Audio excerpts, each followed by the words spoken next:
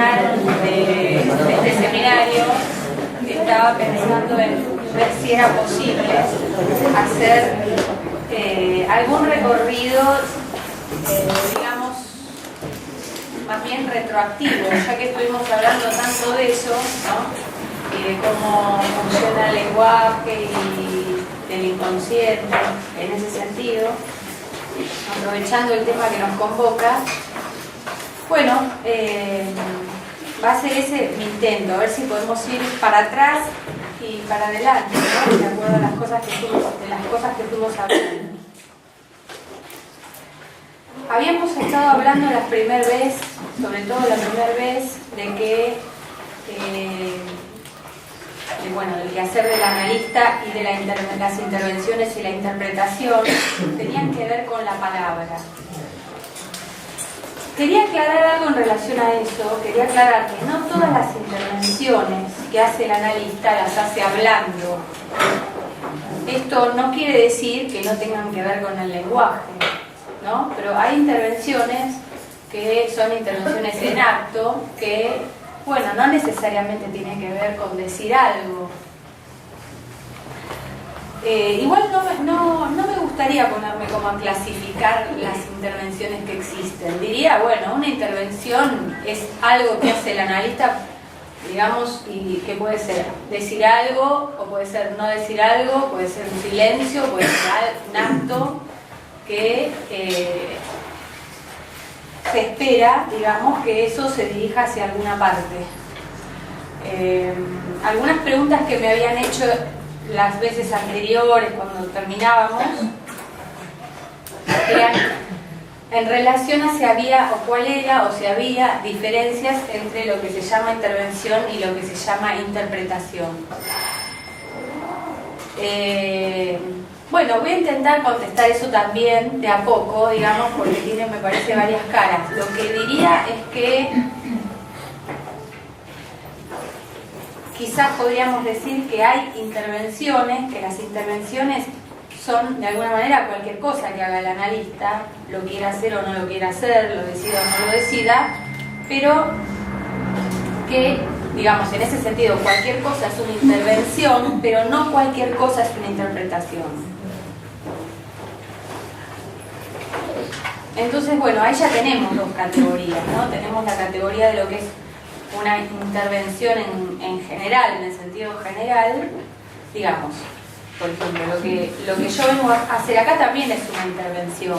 De alguna manera uno habla, dice cosas, interviene en el que escucha, ¿no? Y además también yo misma soy intervenida por lo que voy diciendo, por lo que voy escuchando. En el dispositivo analítico también pasa eso, ¿no? El analista interviene desde el primer momento, cuando recibe al paciente, en las entrevistas preliminares, ¿no? En el principio, bueno, qué sé yo, generalmente se conversa más, se preguntan más cosas, pero la idea es que esas intervenciones tienen que tener una dirección. Y esa dirección podría ser, y digamos, esto no es una afirmación taxativa, pero digamos, es una idea que me surgió a partir de la conversación con algunos de ustedes después de las clases anteriores, podría ser que esas intervenciones se estén dirigiendo a hacer el lugar para que haya una interpretación. Entonces, por ejemplo, cuando alguien viene, empieza a hablar, empieza a contar lo que pasa, el analista le pregunta cosas que tienen una intencionalidad, ¿no? Por ejemplo, abrir lo que está diciendo, hacer vacilar, ¿no? De estas cosas que hablábamos otras veces. Interrogar, fundamentalmente, lo que se está diciendo.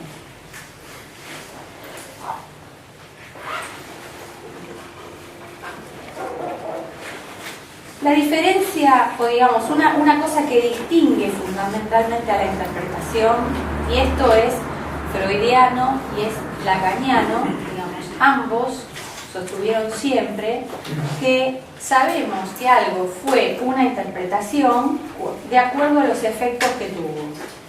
Y fíjense que esto marca también este valor retroactivo, ¿no? Siempre sabemos cuando algo fue una interpretación por los efectos, es decir, Los efectos me dicen, en el futuro sé lo que fue, ¿no? De eso vamos a hablar un poco ahora. Pero lo primero que quiero recalcar con esto es que si decimos que una interpretación se mide por los efectos, esto necesita de una renuncia narcisista del que va a ocupar el lugar del analista, porque esto saca de cuajo, digamos, la posibilidad del cálculo.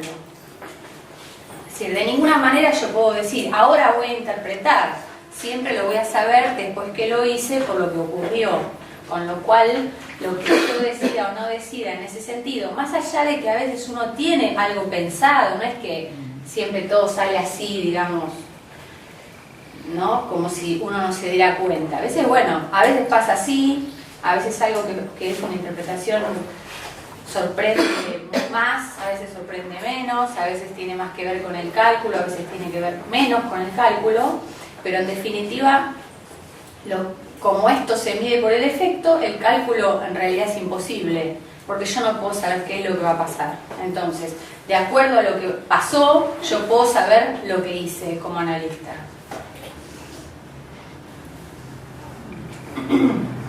Y como veníamos diciendo, bueno,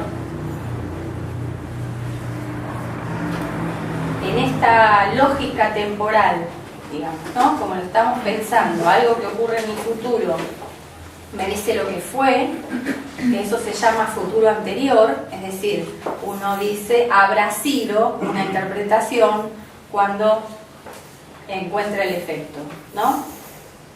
Esa retroacción o esa lógica temporal no tiene que ver con la interpretación en sí, digamos, como si pudiéramos decir es una característica de interpretación simplemente, sino que tiene que ver con el inconsciente, tiene que ver con el lenguaje. Esto es lo que estuvimos viendo las veces anteriores, ¿no?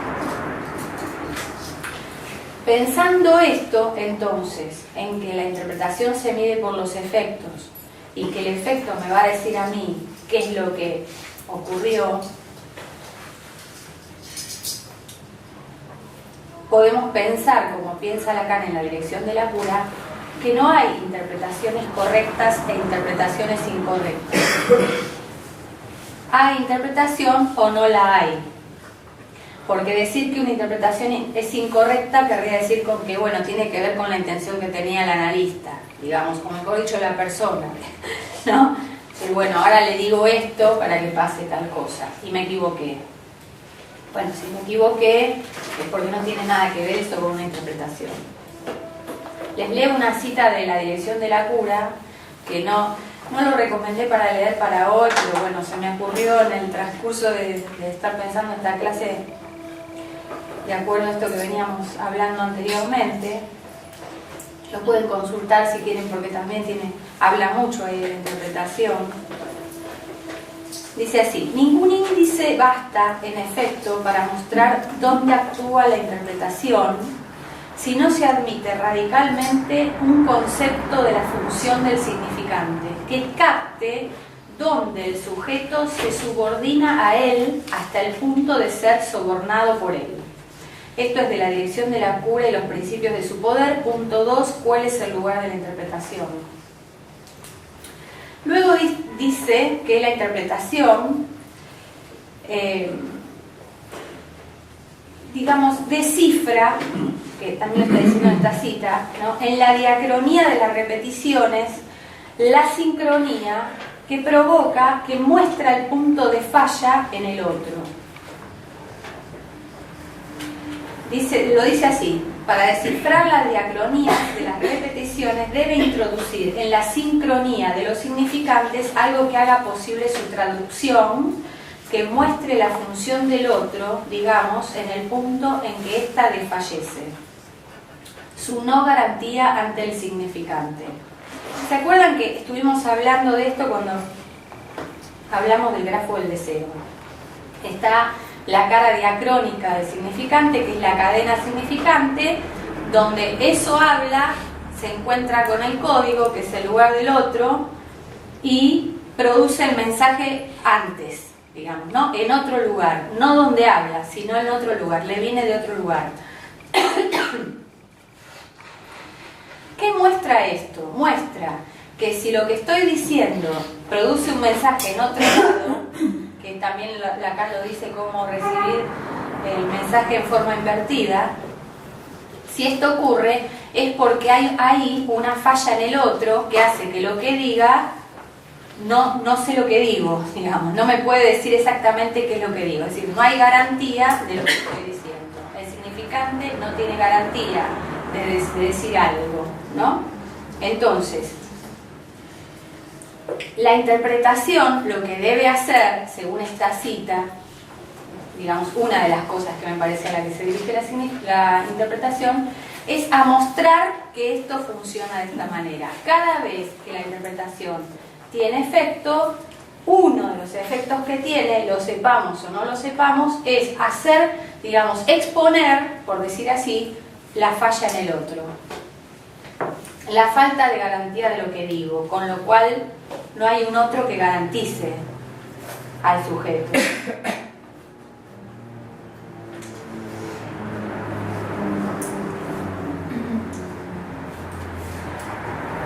Por eso, la interpretación no es interpretación de sentido, la interpretación que nos interesa en el psicoanálisis. Eso no quiere decir que no se produzca otro sentido, pero digamos, el objetivo de la interpretación, por decirlo así, no es que encontrar un sentido oculto.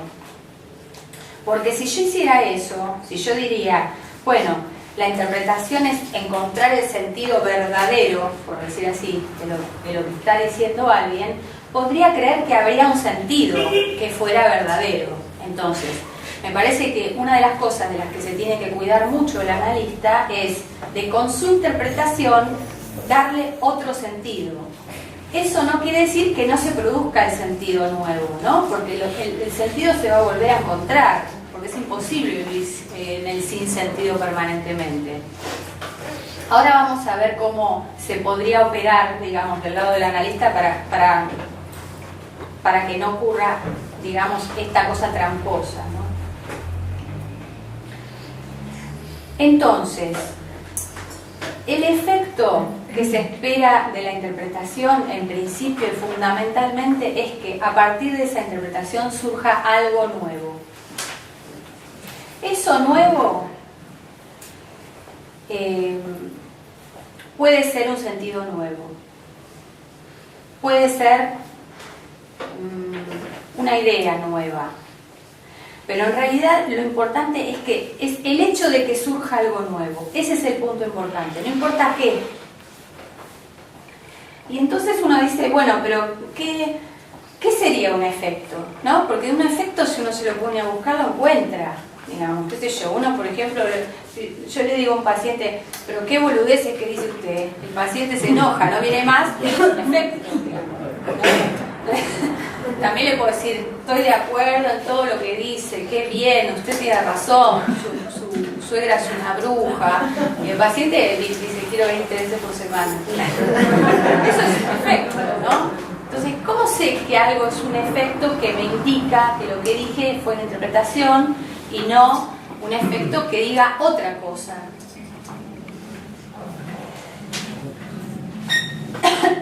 ¿Cuál es el efecto que nos interesa causar, digamos, no? El efecto que nos interesa causar, como ya dije, tiene que ver con que aparezca algo nuevo. Y esto nuevo es que se muestre la equivocidad de la palabra. ¿Se acuerdan que habíamos hablado de un caso, un ejemplo, digamos, un recorte de un caso, que un paciente que tiene problemas con equivocarse, con plata y deudas y qué sé yo, y dice levantar el muerto, ¿no? Entonces, la interpretación fue citar levantar el muerto.